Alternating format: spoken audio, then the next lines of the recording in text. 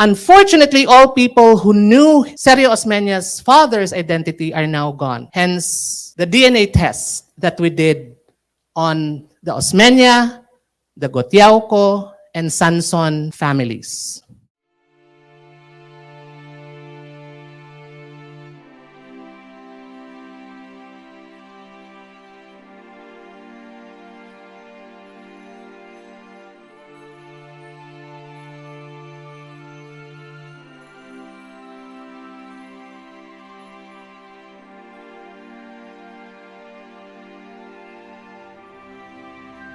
We know DNA testing has helped solve centuries-old mysteries. An example was a discovery of a body in England in 2012, which historians believed was the body of King Richard III because his body was never known or located before. Through the use of genetic genealogy, they used the DNA of distant relatives of King Richard III through his illegitimate children, tracing it down to two cousins who were able to donate their DNA, which matched the DNA of the body found, which proved them based on historical documents. So there's a historical aspect to it, and based on the DNA match, that was the body of Richard III. And I think most of us are familiar with the case of the Romanovs of Russia. The second picture are the bones of the Romanov family in Russia.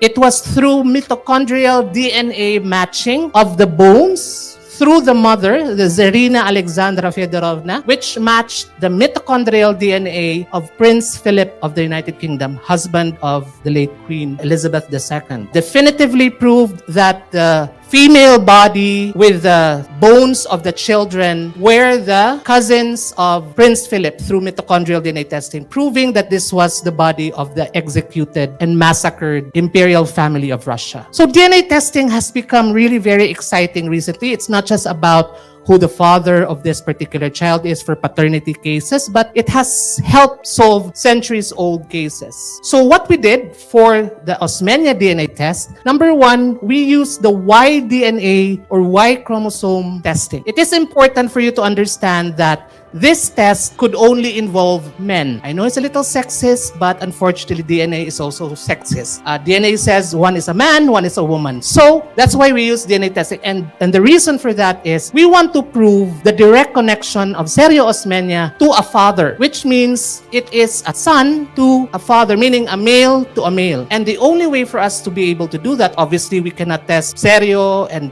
Pedro Gotiaoco, Antonio Sanson, is test their descendants. So we tested 3 men who are sons of men, who are sons also of men, because we are testing the Y DNA, and women, unfortunately, do not have Y chromosomes. So that's why only men were used for the DNA testing. And we utilize ECDNA. We use ECDNA, number one, because they have an office in the Philippines, and the best part of their service is we didn't have to mail the DNA sample back to the US, but they did it themselves with their affiliated laboratory here in Cebu. And best of all, they're also the go-to DNA test of Senator Raffy Tulfo for his Raffy Tulfo in action whenever he wants to prove paternity cases in his show. So again, Y DNA testing is only individuals with a Y chromosome, meaning males, can have this type of testing because the Y chromosome is passed on in the same pattern as our family names. In many cases, Y chromosome testing is often used to investigate questions such as whether two families with the same surname are related, or at least descended from the same direct male line. It will never give you false results because it will prove that this man was the father of this man, who's the son of this man, etc. If the Y DNA does not match, then it will automatically disprove paternity or kinship. So we had 3 men, as I said, for the DNA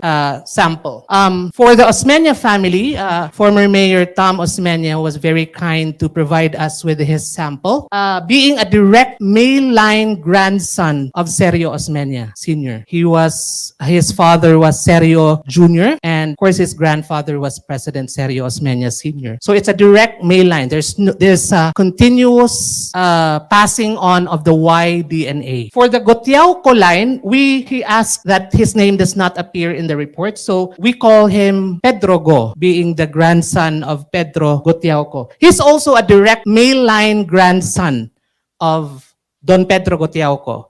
His father was also a son of Don Pedro Gotiaoco. For the Sanson family, we have Ronnie Sanson. He's a direct male line grandson of Don Julian Sanson, a first cousin of Don Antonio Sanson. Remember earlier I said we don't know his descendants today. So that's why, unfortunately, we had to utilize the DNA sample of a descendant of his first cousin, which still is a direct male line, which means that first cousin of Don Antonio Sanson, the father of Don Julian, was a brother of the father of Don Antonio Sanson. So if this were the case, let's take a look at the first chart. The connection between Gotiaoco and Osmena, this would be the case. The broken line means that's just alleged paternity because we have not yet proven based on the result. So this would be how the family tree would have looked like if chart 1 shows the Gotiaoco-Osmena paternity connection.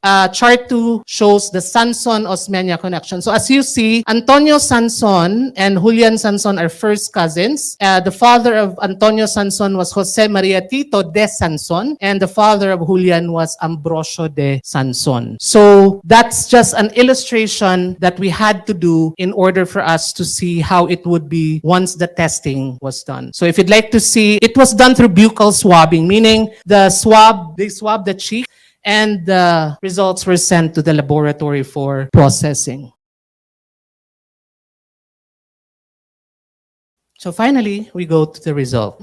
So this is the result of the YSTR comparison between the Osmena DNA and the Gotiaoco DNA. Male 1 is the Osmena DNA and male 2 is the Gotiaoco DNA. As you can see, they do not match in the SCR, meaning this is part of the DNA that they compared if the two people are related. If you can see the numbers, they do not match in STR locus number 2, number 3, number 4, 5, 6, 7, 9, 12, 13, 14, 15, 17, 18, 20, and the rest. So, as you can see, they do not match in many of the points of the DNA that they should match in. Just to give it a textual explanation, in comparing the 23 markers, which is the standard used today, of Tomas Osmena and those of Pedro Go, the results indicate that they only matched in 9 out of 23 markers, genetic markers, clearly indicating a non-genetic connection in the paternal line, meaning both of them do not come from the same man, which was Pedro Gotiaoco, and excluding them from coming from the same male line. And the last one, comparison of the Osmena and Sanson DNA. As you can see, STR locus 1 to 23 are all matches. There is 100% match in the DNA of the Osmenas and the Sansons. So to explain that, the comparison of the 23 markers of the Osmena donor and those of the Sanson donor clearly indicates 100% match of all markers. Thus, genetically, Tomas Osmena and Ronnie Sanson cannot be excluded from being of the same male lineage, meaning they are most likely from the same male lineage. In addition, all patrilineal related male relatives and unknown number of unrelated males who have the same YSR profile cannot be excluded.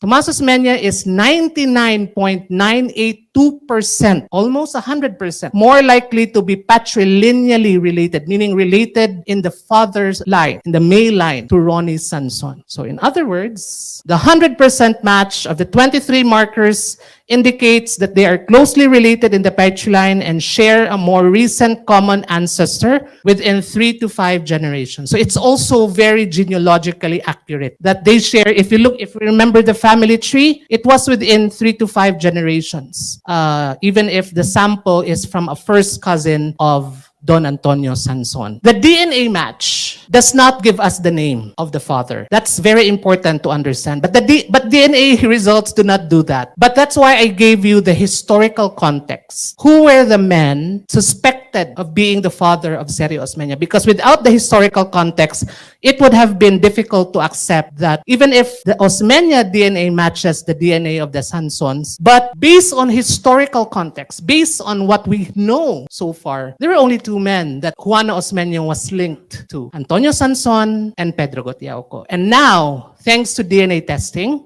we now know, and I can confidently declare, that Don Antonio Sanson was the real father of President Sergio Osmeña Sr. Thank you very much.